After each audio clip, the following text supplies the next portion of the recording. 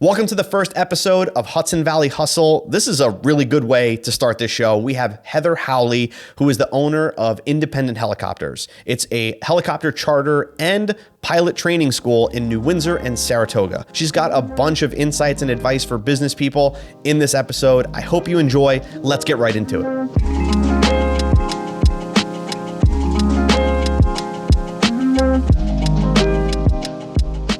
What's up, Heather Howley? Hey, how's it going? Good. Yeah. This is weird. It is weird. It's a different spot. Yeah. I know. It's used to be like in your hangar. Yeah. This is where we're supposed to be, but It's a different background for sure. No helicopters. no.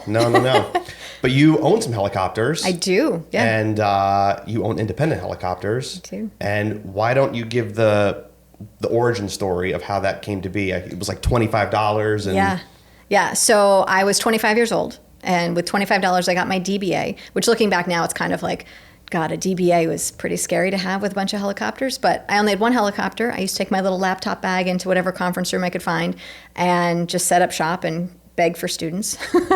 That was back in 2008, when we were in somewhat of a crisis. So very difficult time, I think, to start a business, but $25 DBA, leased the first helicopter, and almost lost the business for like the first 3 years. It was really, really hard. But here we are now, 15 plus years later, and 9 helicopters, 2 locations. It's pretty good. So from $25 to now. Yeah. So you started it in 2008. Yeah. So how do you see people starting businesses now? Because I feel like it's a similar time now compared to 2008. So that's a really interesting question. I only say that because now I've started another business. I'm a little bit, I'll say a serial entrepreneur. So I now help other businesses start their businesses as part of my coaching program that I have. So a lot of the people that I talk to that are starting businesses now, there's sort of a split 50-50, I'd say, of the type of people that are doing it. So half the people have to have all my ducks in a row, have to have all the finances, the entire plan laid out before they start their business. Then there's the other half of the people, which I would say are more like me, whereas you jump and you build your wings on the way down. So they're like, I have this idea, this passion, I want to do it. I'll do whatever it takes to get it done. So I'm seeing both sides of that. And the way that I coach them is very different, or mentor them is very different. But I don't know. I feel like the economy that we're in now, there's a lot more people that want to start businesses now than don't. So there's more competition now probably than there was 2008. Maybe people, because the hustle culture and the side hustle culture is super popular now. Yeah. Where everybody wants to be an entrepreneur, makes it a little more difficult for you to stand out. Well, yeah, and I think a lot of people don't want to work for somebody anymore. They're like, oh, well, I could do this on my schedule, my time, the way I want to do it, and still make a living. There's still people that want to work for somebody else, but I think a lot more people now are realizing that that's the road they want to take, where they're in control of their lives. And yeah, it's definitely a hustle for sure to kind of get it up and running and consistently. I want to talk about the challenges of that, because that's something that I feel like a lot of business people don't talk about enough, especially in the hustle entrepreneur culture. They don't talk about the struggles, the things that are not the pretty side of doing your own thing and not having a boss and all of that. And I know you and I have talked about that plenty of times, but I think it's a good insight to have from a business leader like you. What are the things that entrepreneurs don't talk to young entrepreneurs about, but they should? Oh man, that list I think is never ending. Yeah, I think if someone had told me when I started my business, that people were the hardest part, I don't know if I would have believed them. And I mean people in the broad sense of it, like so staff and clients, right? So it's not just, maybe you don't like the person driving in front of you, but it's literally the staff that you have can be challenging, making sure that they're happy, they're achieving the goals that they want to achieve. They're also providing whatever you need. So from a personal standpoint, when I think about how I run my business, my own perspective on things is not necessarily someone else's. And I've learned along the way that clear communication and clear expectations are what really, pave the path for them to be successful, my staff especially. So that's been a challenge, from the beginning, because I wasn't always a great communicator. And even now, I always tell my staff, I may not be the best communicating. So I'm not a mind reader. If you need something or if you have a better idea, please, my door is always open. Let's have a conversation. And I take the same approach with my clients. If they're not happy, tell me. Like, I'd rather know than not know. Let me know what I can do to make it better, because that's only going to help the business be more successful. I think that's something that people don't realize is like if you're working for somebody or you're working with somebody as a client, we do not know about problems that we don't know about, right? We're focused on the thing that we do, which is, taking care of clients, taking care of customers, taking care of business, taking care of employees. But like, if something's not brought to our attention, we're not to know about it. And I think that's something that anybody can learn from. To that point too, I mean, it's not just, how can you help your staff and your clients, but there's all the regulatory side of things too that, like, when I started my business, I had no idea about. Do I need a license? Do I need a permit? Do I need to pay insurance fees or taxes for that? Or what's the best way to do the accounting or any of the record keeping that you have to do? I had no idea when I first started. And so I've learned some things the hard way because I learned by doing or potentially getting in trouble. And that's how I've kind of made it through, is just keeping an open mind. And you can't know everything. It's really hard. And it's best if you have someone that's done it before you that can help you along the way, or you have people you can ask questions to, or your community that you surround yourself with that's always, hopefully going to elevate you. You can't know everything. No. It's impossible, especially when you're starting a business. One of my favorite books is The E-Myth, which I think I've talked to you about. We talked about that book, right? Yeah. Basically, how most entrepreneurs start off as a technician, somebody that's doing a particular job. They're a mechanic, they're a plumber, they're a pilot, and they're sick of working for somebody and doing that job for somebody else. Well, if I'm so good at this job, I'm just going to go do it for myself. But when you start your business, you're not just the plumber or the mechanic or the pilot. Like you said, you're the accountant and the marketing manager and the HR department. And those are the things that you're not necessarily strong at, because that's the business side of things. You're really good at doing that one thing, but you have to be good at doing all of those things unless you're able to bring in people to help you do that. And in the beginning, when you have $25, you just can't. No. That's probably the hardest part. I've tell people now, when you start a business, a team is very important, but that doesn't necessarily mean people that you hire, right? So they could be people that you're, contracting and whatever it is. So surrounding yourself with the right players really makes a difference, because that's what's going to, educate you, protect you, whatever else. But, have a relationship with your insurance agent, have a relationship with your banker, have a relationship with your social media person, whoever that is, So those will make the difference, I think, in the business. You had talked before about how some people, when they start out, they have this plan, right? This perfectly written out plan. Nothing, they can't push play on anything before everything is accounted for. And then there's people like you and me who just say, I'm going to do it and I'm going to figure out a way to make it happen no matter what. In seeing so many businesses and being in business forever, which path do you think is better? So I will say, I have a bias, obviously, because I lean more towards the jump and build your wings kind of thing. But those that wait until they have all the education, all the ducks in a row, right? Sometimes there's that block to it too. Like, that's the hurdle. Like, you're standing in your own way to getting it started. So I don't know. I feel like at some point, those people who want to get all their ducks in a row have to jump. They just have to jump. And there will be stumbles, and the best laid plans sometimes don't work. So it's okay to make mistakes. That's where the learning happens. It's okay to fail, because that's where the learning happens. There's always growth that comes from any failure. And sadly, as humans, we learn from pain. So sometimes the lessons hurt, and that's what we learn the best from. It's true. I think, like, the way that I was doing things 8-9 years ago when I first started are completely different to the way that I'm doing them now. And it's all because when I jumped into this, we all have a rough idea of what we're going to do and how we're going to make money, how we're going to get customers and all that. But the way that you start and the way that it is now are completely different because of all those pain points that you got along the way and all the lessons that you learned along the way that you can't just have somebody tell you. At least for me, that's how I am. Well, yeah. I've had a business coach for, 10 years now, and she's been instrumental in helping me grow, which I would definitely suggest to anybody, like, get somebody that can mentor you along the way, that has done it before, maybe that can help you.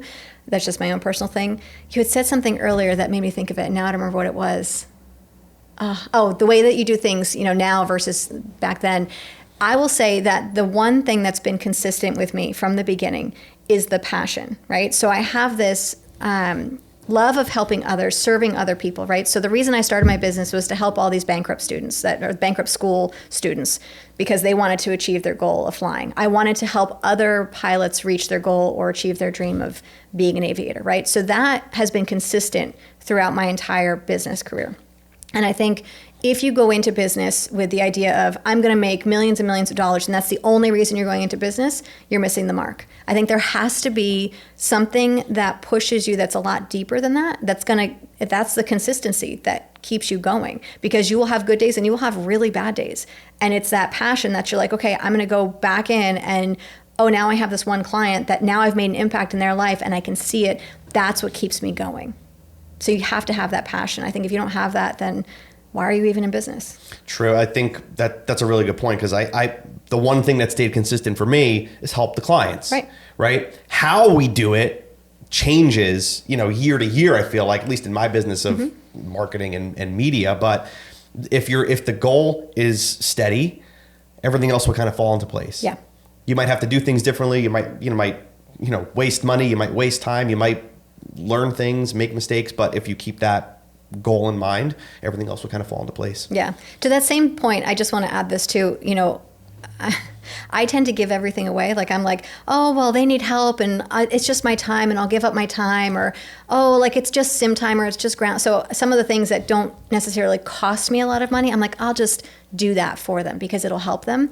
But what I've learned over the years is that that's not always the best for two reasons. One, it exhausts me, right? So now I don't have enough energy to give to people that are potentially paying me for a service that really need my attention and my energy. And two, the people that are getting that service for free maybe don't value it as much anymore either. So they're like, oh, well, she always just gives it away and I don't really have to pay attention because it doesn't cost me anything, right? So if there's no perceived value of whatever service you're giving, then there's less desire to get it, essentially. People don't value things that are free. Like, that's basically, like, that's what it comes down to. It's a weird thing to say, because free is for me, like, I love anything that's free, and I've lived my life on, where can I find the greatest deal? Because that's how you survive in business, right? You find every angle that you can take. But I do find with clients especially that if I give it all away, there's no value to it then. And so I've learned, and it's been a very difficult lesson for me, but over time, that my time is valuable. And so I need to stick with that. That's not to say don't give. Of course. Yeah. But you have to kind of ride the line a little bit, because you can give too much. And then, like you said, people devalue it. And I forget who it was, but some motivational speaker, I forget who it was, but like basically was talking about how we don't value things that are free. Like, if you look at our minds and our bodies, they're free. We don't take care of them, right? Most people do. Most people don't take care of the biggest piece of value that you have, which was given to you for free. But as soon as we pay for something, we associate value with it. We associate pain with it, to give money for something. So yeah, it's just an interesting point how people don't value things that are free usually. Yeah.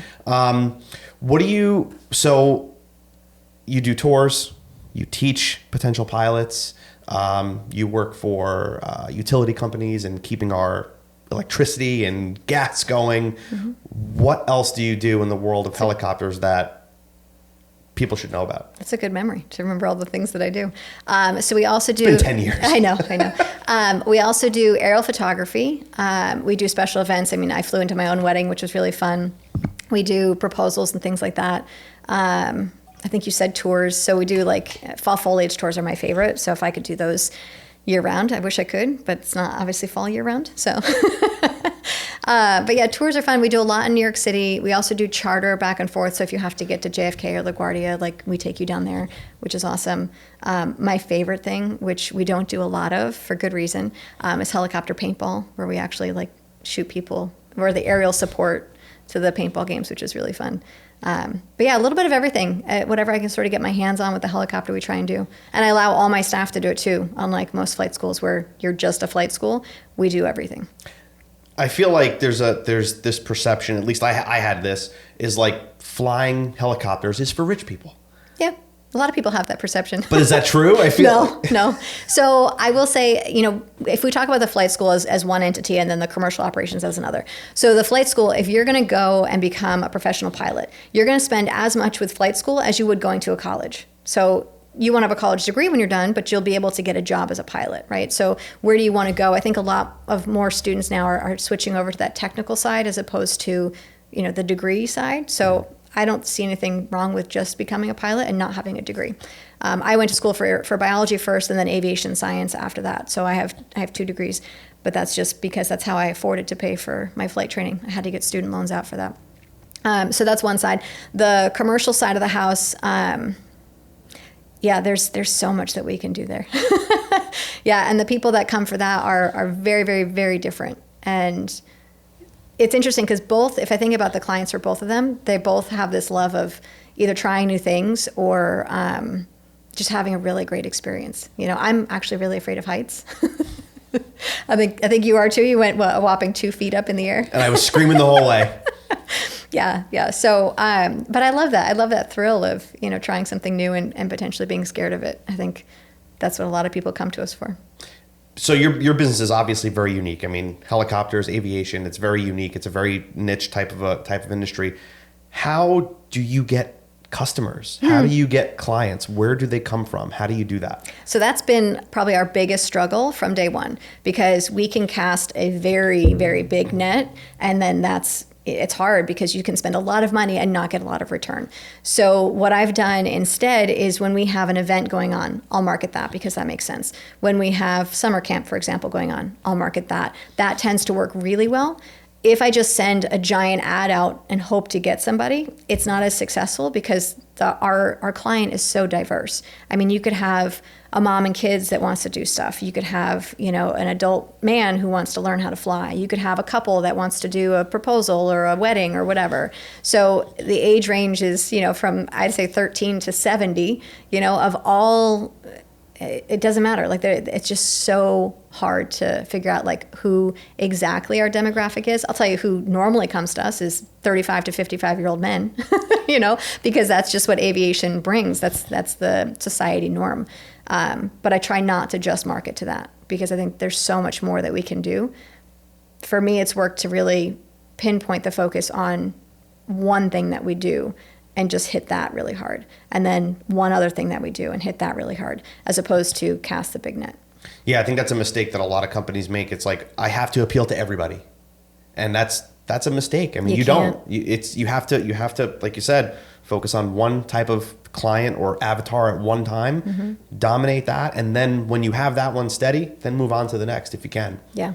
I will say now, what we have going on, I think this is the best marketing that we've ever had. Truly. And I mean, we use you guys. So not to promo you, sure. But seriously, this is over the 10 years that we've worked together. We're finally at a point, and I would say over the last 3 years, maybe 4 years, it's been getting really, really good. But because we've finally figured out the secret, what works really well. And I won't say that I figured it out because I just make videos. You do all the work. So yeah, it's been great. Shameless plug. Yeah, seriously. What just so because people don't know what it is that you do if they've never seen you before. So what is that thing that you've found so successful? And it's not just us, but what part of it specifically? For the marketing? Yeah. Wow. What one thing? That's tough to say one thing. So I will say that it probably started when you were telling me to go on TikTok, and I hated the idea. I did not want to be on TikTok. I'm not social media has been phenomenal for our business. It's not my favorite. And that's just because I feel like I could get lost in it, and so I have my whole other opinion on it. But I think when we started doing TikTok, that's when it sort of the door opened and I was like, oh, everything's sort of falling into place now. This is pretty cool. And then we started doing the TikTok lives and people were really engaged with that. And then from that and getting real people's conversations and questions, we were able to create content geared towards that now appeals to the masses.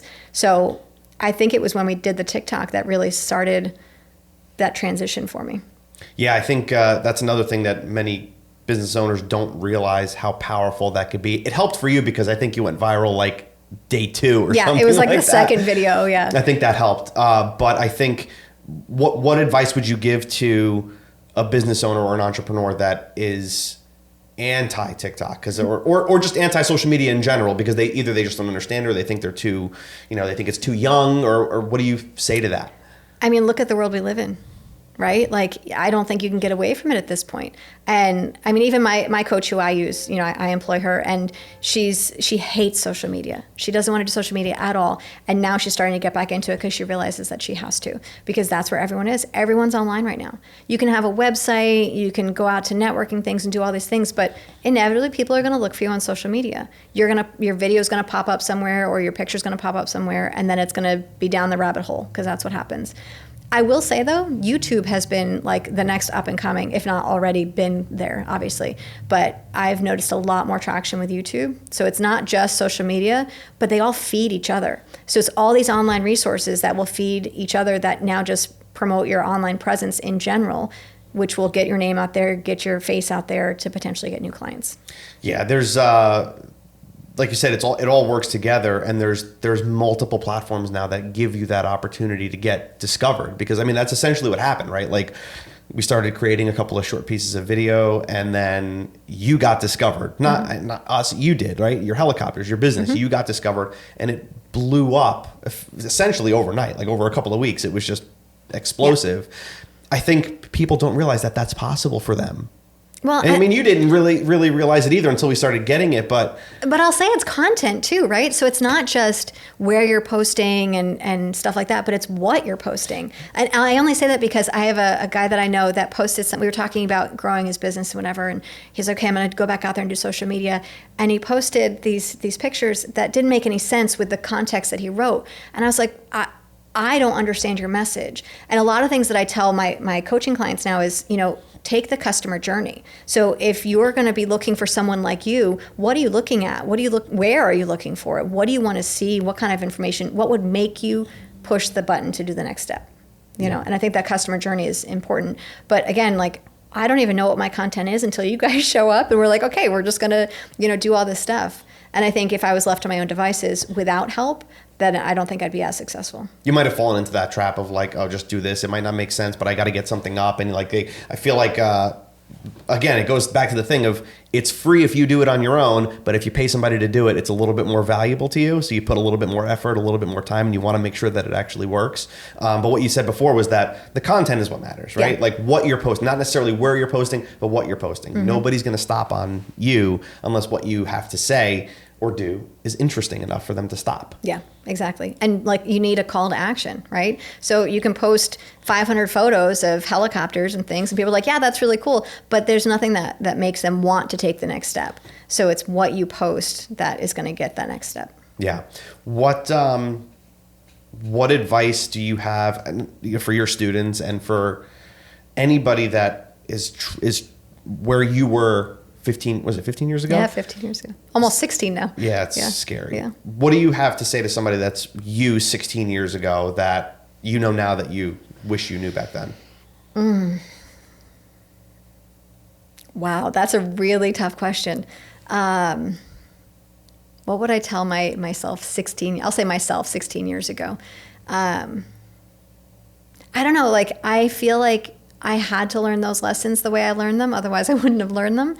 So I don't know if I would necessarily tell myself anything. I think getting out there, like for me, if I had started networking in the business community sooner, then I could have been better.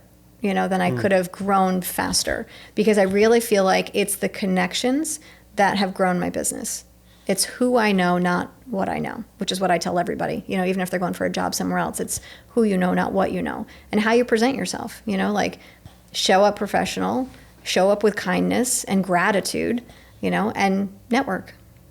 I think that's the only piece, because I didn't know everything when I started. The E-Myth Revisited, though, like that book, I read that, I don't know, it was probably year 5 in business, and that totally shifted my view on what I could be doing with my business. Yeah. Yeah. It's the saying is, if you want to go fast, go alone. If you want to go far, go together. Yep. Right. That's a good one. Basically, that's it. Yeah. Right. You can do it alone. You might get there quicker, but it's so hard. Listen, the entrepreneurial path is a lonely path. Not everyone does it, and it's hard. And I mean, I can't tell you how many times my friends and family just weren't there for me, and I thought that they would be.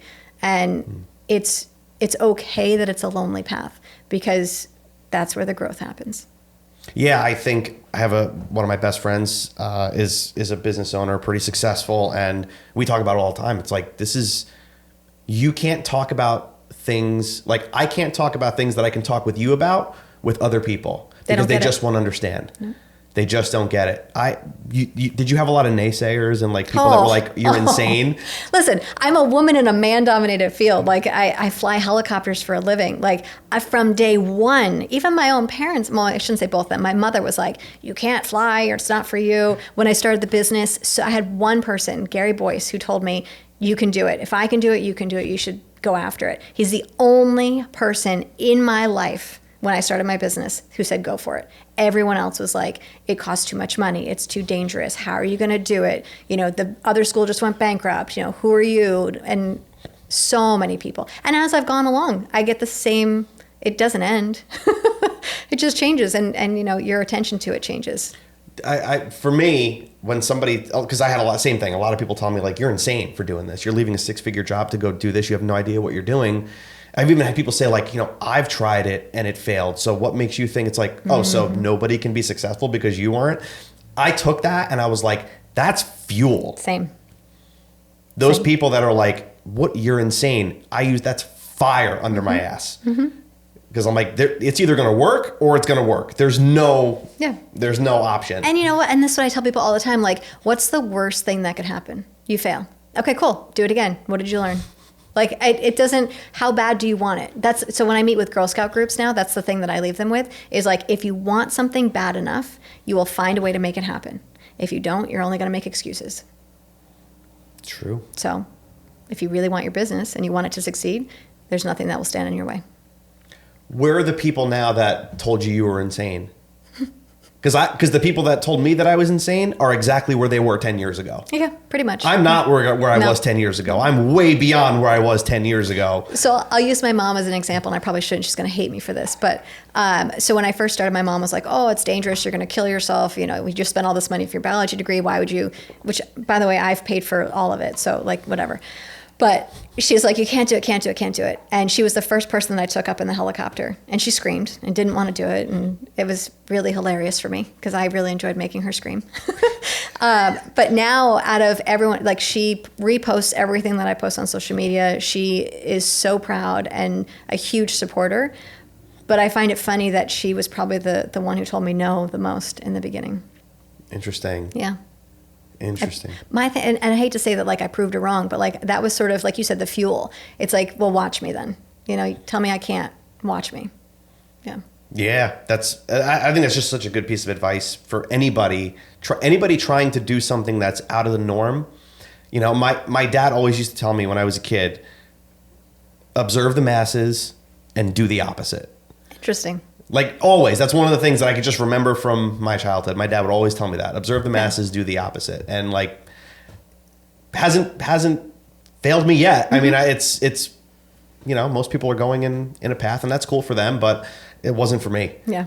It wasn't for me. So my thing is like, if you're happy doing what you're doing, then do whatever that makes you happy. You know what I mean? So if you like working for somebody else, cool. That's your groove. Do that. I'm not telling everyone that they need to be entrepreneurs by any means, but if you feel called to, you know, do what your life's purpose is, what are you waiting for? Seriously. What's the worst thing that's going to happen? Yeah. You learn. You flew helicopters. I mean, yeah. That's again, not knowing who you were. It's like, I think that's such a wild business to start. Yeah. So like, if you could do it and learn all the lessons you learned along the way, anybody can do it if they're willing to. You know. It takes a lot of grit. Yeah. Like grit is always the word I come back to. Like you got to have that grit to get through it. Yeah. That passion. That's what's going to keep you going. And you know, I was saying earlier, if I remember the passion stuff. So when you get into those low spots, you know, which inevitably happen, like remembering why you're doing this is important. But I also have like a lot of other little like tools that I use. Like sometimes it's like going out for a walk in the woods. Sometimes it's listening to fun music or like dancing in my kitchen, like just random, stupid, silly stuff, because you have to shift the mindset. Because if you stay low, it's really hard to get back up. Mm. And it happens, you know, when you own your own business, sometimes the lows are pretty low and it's really hard. Yeah. And there's nobody there that's pulling you out of it. There's nobody there, and nobody's going to be like, okay, so you have to go to work today. Nobody's going to do that for you. You have to do it. Yeah, it's sometimes getting into those low spots though is where you grow the most, because I can remember a time where I had a client pull $100,000 in a year, just like that, vanished. What the hell am I going to do? And you figure out ways. And honestly, if things like that don't happen, I think you can get complacent. Oh yeah, 100%, easily. You need that little the constriction before the expansion. Yeah, absolutely. Because again, you're just kind of cruising along. You're happy. Things are going good. You take the growth where you can. You grow where you can, and then something like that, earth shattering happens. That's where the real growth happens, and it did. And that's But it's a choice. It's still a choice. Do you want to grow from that, or do you want it to kill you? Or kill the business. And it's easy to let it. It's very easy to let it. Because I remember for 2 days, I was I couldn't sleep. But then I was like, okay, what? I got to this point. What am I going to do now to get out of it? And it's, still here. So yeah. I mean, we all have massively tragic stories like that, I'm sure, that really shifted the trajectory of the business. Yeah. And the ones that are still here, we know that they did something correctly to get out of it. So this is freaking awesome. Yeah. This is fun. This is good. I feel like we could just keep going. I know this is good. Is there anything else that you want to touch on before? I don't. You bring a lot of value to anybody that's trying to start something, because I think your story alone is very valuable to people, because it's very unique. It's how many people start helicopter schools, number one, but just the way that you did it, and I think it's incredibly inspiring to anybody that wants to do something. Take that leap, and don't be afraid to do it. And you don't have to have every single duck in a row. You don't have to. If you wait for perfection, you're probably never going to do it. There's no such thing as perfection, though. If you think about it, there really isn't. It's always a work in progress. Think about yourself, right? Your personality, your body, everything is a work in progress. We're never done until we're in the grave. Yikes! Really? That's a yeah. But it's true. Yeah, no, it's true. Yeah. If you're not moving forward, you're dying, basically. Yeah. What do I say? If you're not growing, you're dying, I think is what I say all the time. Yeah, very similar. Yeah. Yeah. It's good. Yeah. That's good stuff. I don't know if I have anything else to add. Yeah. The only other thing that comes to mind right now is, because we're sort of on that track of if you're not growing, you're dying, is always look for something else. Like what else could you be learning? How else could you be serving? What else could you be helping?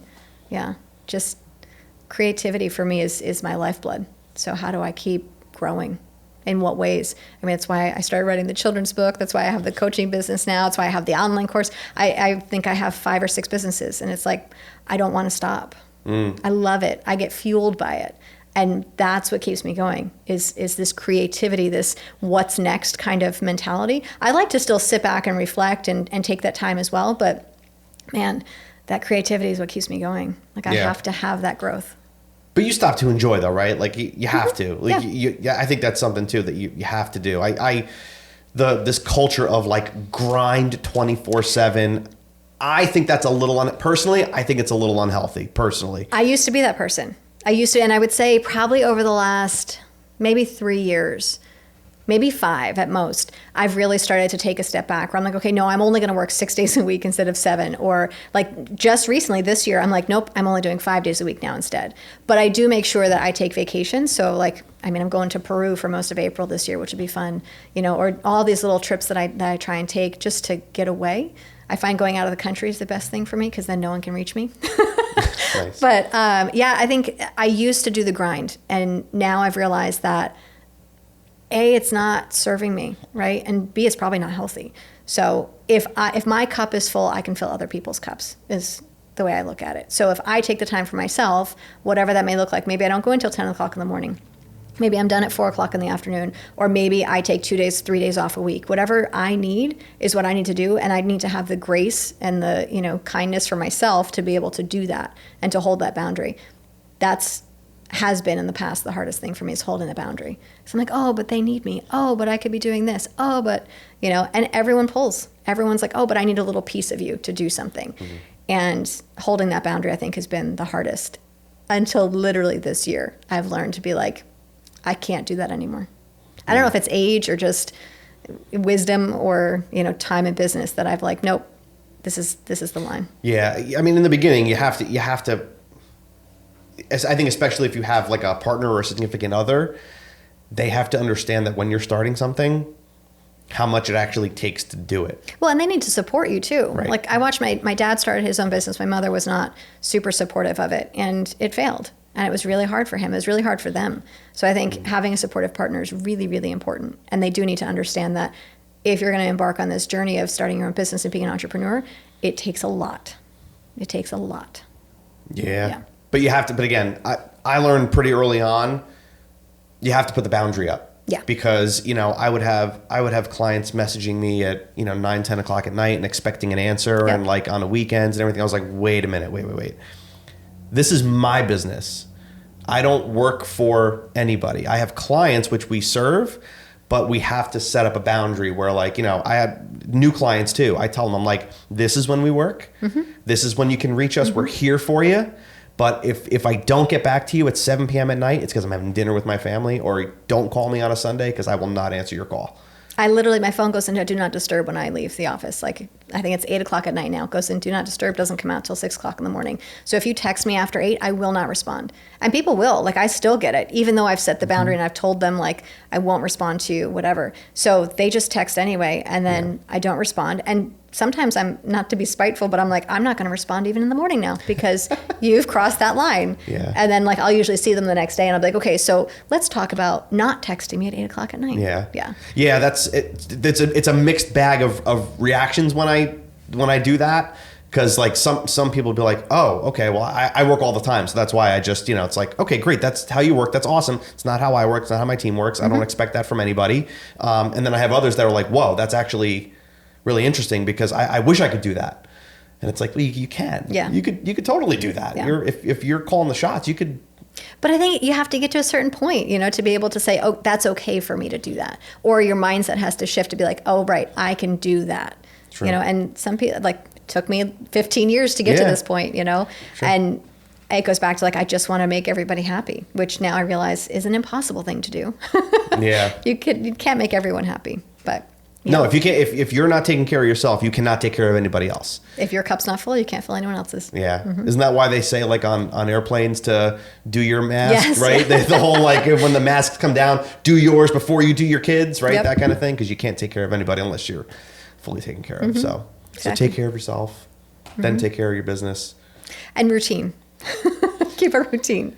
Yeah. Yeah. I don't know about you, but routine is like saved my life. Like certain routines, yeah. Because there's still like I still get excited to wake up in the morning and not really know like what could happen. I still kind of like that. I think that's what gets me out of bed in the morning too. It's like it's a new day to do something different. I guess for me, like every time I fly, because the scenery is always different, that's where my excitement is. But my routine is like I get up, I do my workout, I have my coffee, I go in, whatever. So that's the routine I'm talking about, Nice. as opposed to the exact same thing every day, because I don't necessarily do that. I don't think you're not the type of person who could do the exact same thing every day. No. Yeah, no. That's why I fly helicopters. There you go. Because it's always different.